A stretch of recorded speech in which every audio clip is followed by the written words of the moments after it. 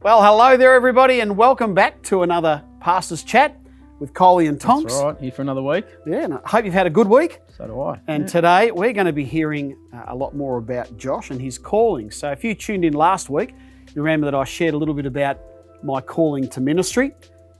This sort of idea came from a conversation that I was having with a tradesman who's coming out to do some renovations at my house.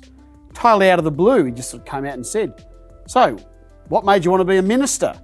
So as that thought came into my head and I thought about how I respond, I thought, well, yeah, people perhaps want to know, Josh, about our calling to ministry. That's Why are we not a teacher or right. a policeman? We do tend to share your testimonies more in a message, comes up a lot. Yeah. Call, yeah. Not so much. Yeah. Yeah. I don't think I've preached on it at all from memory. Yeah, so last week you would have heard about my call. Today, Josh, If you haven't, jump Your back. It was call. a good one. Yeah. Ooh. So where did it all begin for you about ministry? Yeah, mine, probably going back, I just loved youth group when I was a kid. I just loved, we had a good youth group when I was a kid. Tonks was the youth pastor. I remember when he first came along to the church, I was in grade 6 or 5. I was around grade 5, 6. Yeah, grade 5. I remember, well, we're sort of at the back old. of our church, we used to sit and play Game Boy every Sunday. And there was this random sitting in front of me one day that turned around and said I had to turn my Game Boy off, and Clinton as well. And we thought, You love that story, don't you? Yeah, I do. It's one of my favourite stories. We thought, who is this jerk? Eventually, we found out he loved video games, and it was great. But he ran a great youth group, and we had a great youth ministry throughout it. And I just loved youth group. Friday was my favourite day of the week. Just loved being there. Bible study, youth group, just loved it. Like, it was just a place I loved being. You barely missed a Friday since. No, yeah, exactly. If I went back and looked at Fridays, probably had to count them on maybe 2 hands. Yeah. Ever since. So all the way through high school, loved youth group, and then got to year 12, and I was sort of still banging along as, what are you going to do? What are you going to do? You had to have a real clear idea of what you wanted to do when you finished school. Yeah. And I never had a clear idea. I knew I loved media studies at school, so I just applied for a couple mock courses there that I didn't think I'd be able to get because you needed about an 80 enter score. But I still always knew how much I loved church and how much I loved youth group particularly. And I just thought, I want to be able to keep doing this. Like, this is the sort of thing. And it was just something I kept thinking. And I think when you're young, I don't know if it's the same for kids now, it almost doesn't seem like a career option that gets pushed very well, or that people suggest to you and all that. You almost feel like you have to be invited into it back then. So I always had this thing, I was like, well, I don't know if I can do that. And then one day I just thought, I'd really want to be a youth pastor, just after thinking about it. So I thought, might be a cool idea.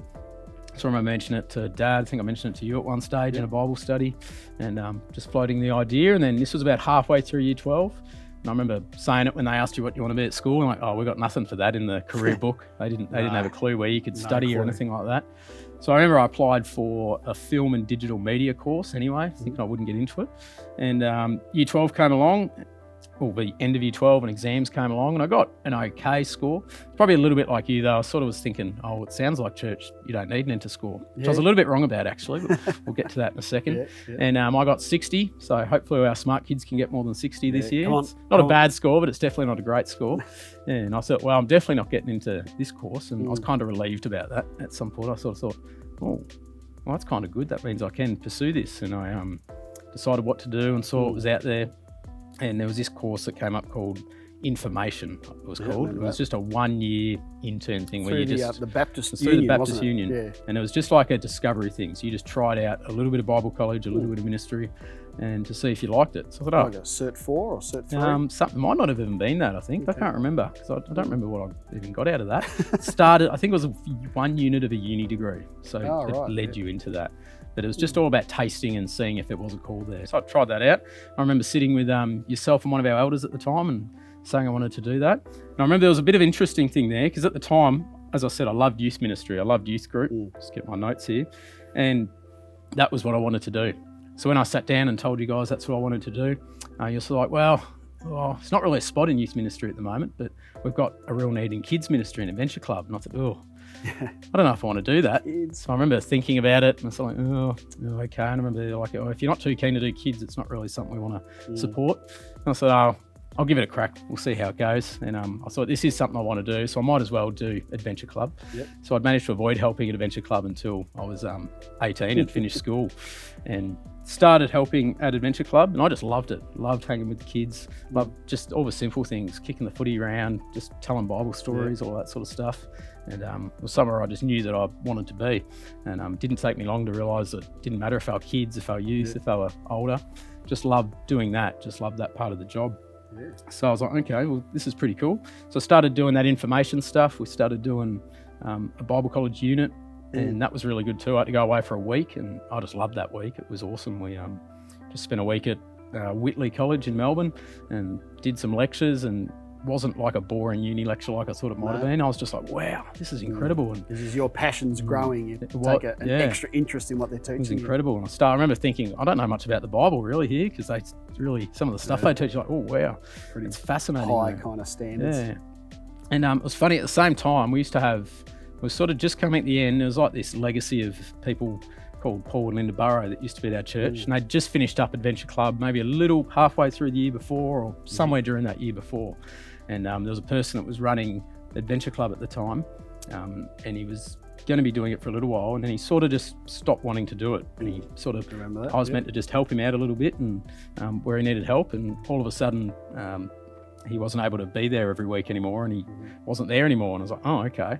And I ended up pretty much just out of availability, I think, and time, ended up having to take over that role much sooner than I ever thought I would need to, and all of that. And I think I've always looked at it as this role just appearing the same year I wanted to do ministry. So that's kind of convenient, isn't it? So it's circumstance, but That's right. a little bit of that God's hand on the circumstance. That's right. And we decided to do some stupid stuff and put some challenges in. And I remember it went from like 20 kids to 40 kids in about half a term, because we said we'd slime Tonks. We didn't tell him, I remember, actually. We said we'd slime him, and we just started to add a few crazy things that worked out all right. So I thought, well, if it's going all right, if I'm doing not a bad job, then might be somewhere I'm supposed to be. So we got to the end of that year, and I thought, I definitely want to do this, but I knew that if I wanted to keep doing it, I needed money, and I needed to work out how that was going to work. So I took a year off just to work hard so I could have a bit of money to fall back on, and decided to enroll in ACOM the following year. So a member of our church was linked to who's now the principal of ACOM. So ACOM being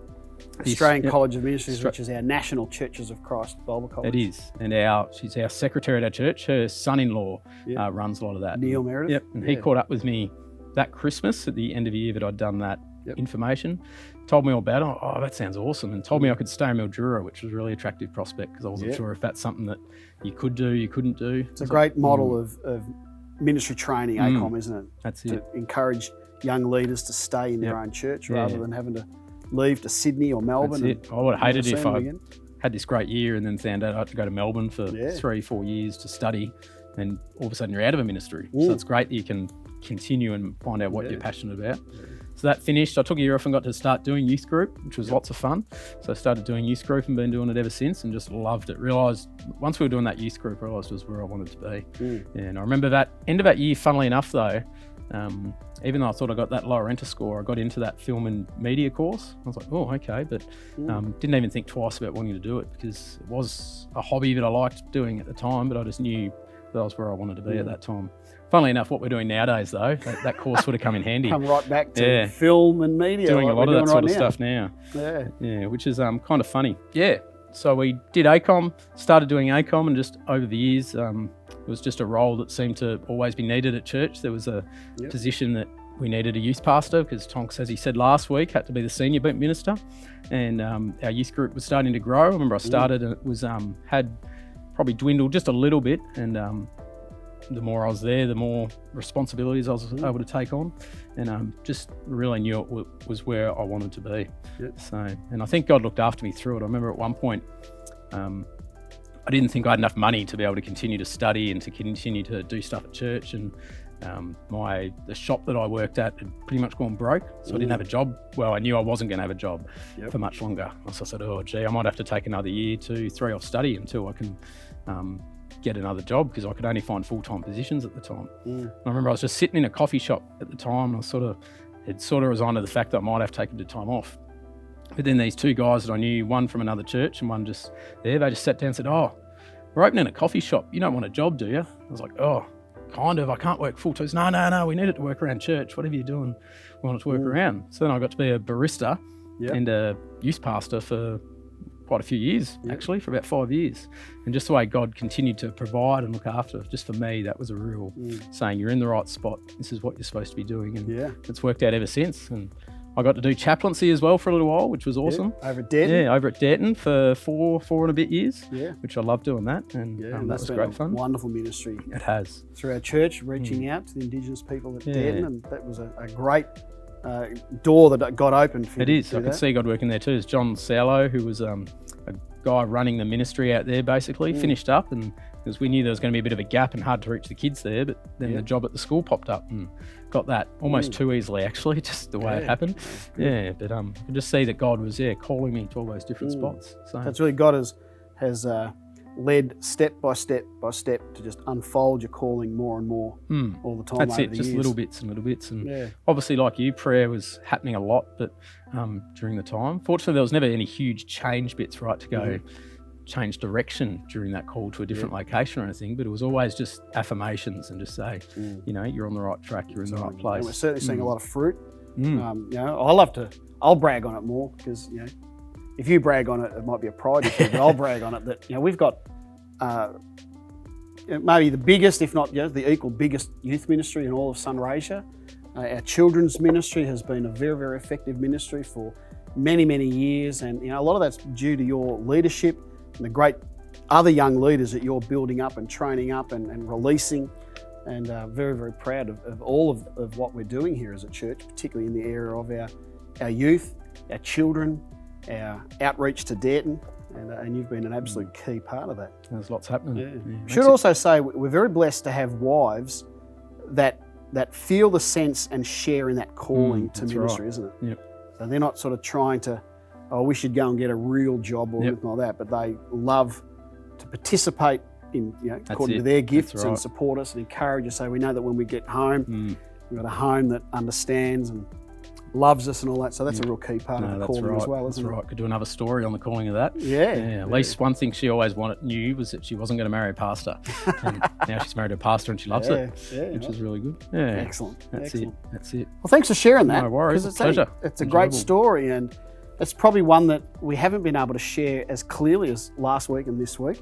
So again, we hope that it's been something that has interested you, enticed you in some ways, maybe to consider what is God's calling on your life. That's right. Not necessarily to full-time ministry like we are, but in an area of mission, It could be. ministry, volunteering at the church, That's right. a career. God calling you to run a small group at this season. Mate. Yeah. It could be anything. Yeah. It could be anything. But if you've got further questions of Josh or myself about our calling to ministry, why we wanted to be and why we still are ministers, because it's That's never right. been an easy job, No, has it? no. A lot of challenges, but we'd love to hear from you. So add them in the comments below.